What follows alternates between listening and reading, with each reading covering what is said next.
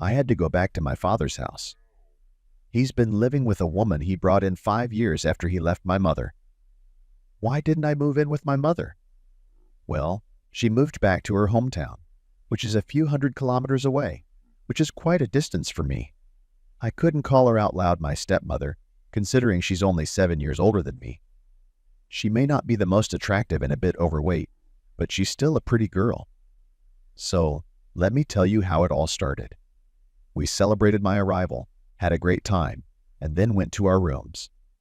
I have to thank the frugal builders of the past for the cardboard walls that you can hear everything through. There was no way I could sleep that night, and about an hour after bedtime, I took off my headphones and heard my dad talking to my stepmom in my room. She was talking so loud that it was hard to hear my dad. It turned out that the father was having male health issues. This information didn't seem important to me at the time, but after a week, it helped me understand the strange behavior of Nicole, my stepmother. It used to be that when I would visit them for a couple days or even a month because I couldn't find an apartment, that I would live apart. I didn't have that kind of behavior. And now, then in the toilet does not close.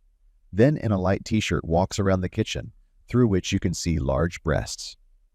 It gets worse. While her father's at work, she goes out at night with someone.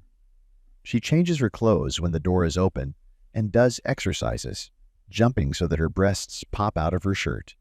One day, I heard a loud crackling noise coming from the next room. "Gary, could you help?" "Hurry up and help me," she said. A big pot fell off the windowsill, and now we have to clean up the soil from the carpet. She and I knelt down and started picking it up. It's pretty hard work, as evidenced by the sweat on Nicole's back in her tight t-shirt. "I'm going to go freshen up, and you should take a break too," she said before walking away. Her laptop was on the table, and I decided to see what she was watching. To my surprise, there was an adult movie playing. Suddenly, the door creaked open, and Nicole came back into the room. She walked over to me. Our eyes met, and no words were needed. It was like a hurricane. In the midst of our overwhelming emotions, we lost control of ourselves. She deliberately broke the pot so that I would come to her room. Too bad about the flower. It was a gift from my mom. As the weeks turned into months, my relationship with my stepmother, Nicole, took on a life of its own, shrouded in mystery and passion.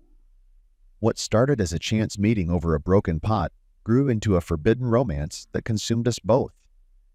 Our secret meetings became a ritual, a dance of desire and longing that played out behind closed doors.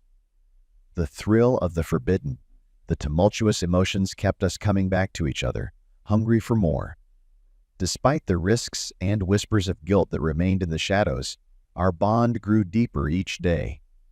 Nicole's presence in my life brought a sense of elation and fulfillment I had never experienced before. It was as if we had found comfort in each other's arms, a refuge from the complexities of our shared reality. My father was pleased that I was getting on well with my stepmother. He still had no suspicion that she was cheating on him. Nicole stopped demanding intimacy at night, and he was fine with that. He wasn't young anymore, and he was very tired at work, and my other mom was fine with it. My dad paid for everything, and I gave her what my dad couldn't give her at night. So we lived like that. God only knows what will happen next.